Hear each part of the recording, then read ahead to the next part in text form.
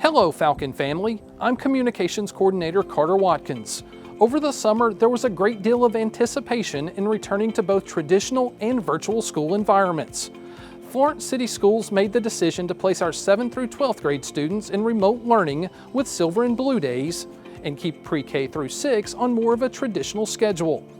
With 4 weeks and lots of diligent work by our students and employees behind us, we are seeing positive results.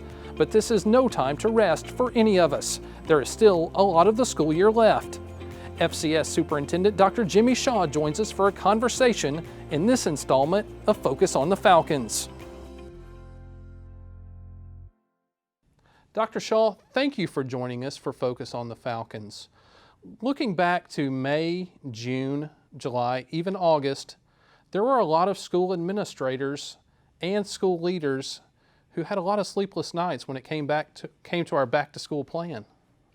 Yeah, so we were waiting some of that time, some guidance from the state about what the roadmap would be. And when we received the roadmap, it laid on our hearts that like we're going to have to add more meat or structure to it.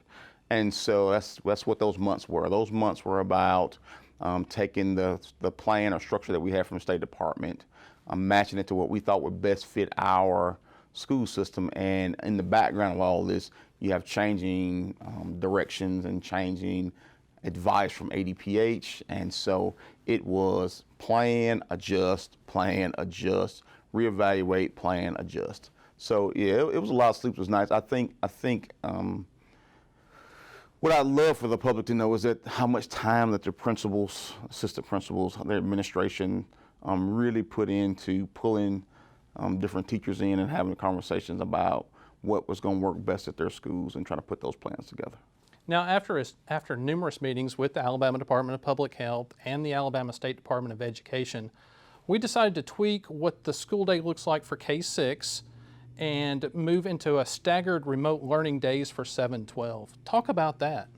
So part of that goes back to when you have a positive COVID or you have a symptomatic child, symptomatic right now being persistent new cough, loss of taste or smell, or shortness of breath. So if you have one of those three, then what ends up having to happen is you have to send that student home, and you also have to send the students that are within 6 feet. So our thought process was at the elementary level, our principals did a great job of limiting movement on elementary students.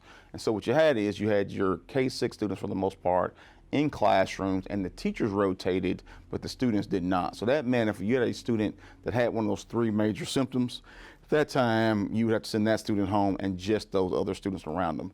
At the 7 through 12 level, because students change classes, and there's no real way at 7-12 to be able to limit movement of students, then what you would end up doing is having to send students home not only for one period, but for every period that they were in school. So for example would be if a student went home that night and ended up with a new cough and felt like it was symptomatic, then all of a sudden we were going to have to send that student home and every student that sat around them for every period that day. And we just felt like the loss of instruction in the classroom and the loss of time for students would just be too great. So we did a hybrid A-B schedule at 7-12, and we did we felt like it was very important for our youngest Falcons, especially our kindergarten, first grade, to be able to have that learning every day and that structure every day. So that's why we tried to choose the best of both worlds that we felt like we could serve students with. Now that we're 4 weeks in, your thoughts looking back on the decisions that we made? So I think 4 weeks in, first of all, none of us have any real control over this. Like we are at the whim of the virus itself, and also other pieces. I think looking back on it, I think our parents have done a really good job, and community has done a really good job of our guidelines for checking students at home as far as fever and cough and symptoms. And so looking back, we have had some quarantines, but for the most part, I think our maximum amount of positives that we've had this year, adult and students, we have had 7 total since August the 20th. And so while 7 is 7, I think if you'd have asked us in July if we could be in school for almost 2 months and only have 7 positives for the year, we would take it. So I look back on it and think we've been very fortunate, we've been very blessed, and I also think our schools and our community and parents have really tried to work the plan we put in place. Right. Now, moving forward, we've decided to bring back our traditional 7-12 students to 5 days a week. Speak about that. So we said when we did this plan, we would look at the numbers about halfway through, and we would make a decision for the second 9 weeks. We chose the 9 weeks period because we didn't want parents to have to adjust and change as often. And so we're about 5 weeks in now, and honestly, like, our COVID positive numbers have not been as high as we thought they would be. And so when you look at that versus also offering students the amount of structure and quality instruction they can have in the classroom, we kind of weigh them out and we say, okay, our numbers are not as high as we thought they would be. There is definitely a need for students to be in school 5 days a week if they choose to be. And so we made the adjustment to go back on October 12th. But I will say that honestly, this is subject to change at any moment. I mean, if our numbers increase and shoot up really high, we have, cough and flu season coming up. If our numbers increase, we'll go back to our AB schedule. I will tell you as a leader, it was a tough decision for us to take all that data and all that information and talk to all these people and try to come up with the best decision. But as our numbers stand today, we seem like the best decision will be to go back 5 days a week, but that is subject to change based on the data of the health of the COVID cases. And although we're moving back to traditional school for 7-12, parents still have a decision to make about virtual school. I mean, they can come back at the end of the first 9 weeks. That is correct. So State Department, our Alabama State Department of Education Superintendent, Dr. Eric Mackey, told us in the beginning of summer that all K-12 students have an opportunity to choose virtual all year long. And so at any time a parent or guardian wants to send a child virtual, they can. But we also have to adjust schedule and personnel based on the number of students who are in class versus who are virtual. So we have markers set up every 9 weeks that you can choose to go back to your traditional base instruction or school every 9 weeks. So we sent out an email this past Friday, and we need parents and guardians to respond no later than September 25th, which is this upcoming Friday, about choosing to come back to traditional school. What we found were some families and some students felt like that being virtual for them was not working, whether it was not being comfortable with technology or feeling like the assignments were too great.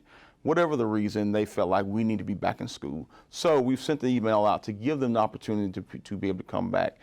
If a parent has not filled that out for a fully virtual student, we really encourage them to do so. I will say that K-6 and 7-12 looks a little different. At your high school, 7-12, you do have some students that are truly hybrid, meaning they do some classes virtual and some classes in person. For those parents, they really need to reach out to the school about their decisions.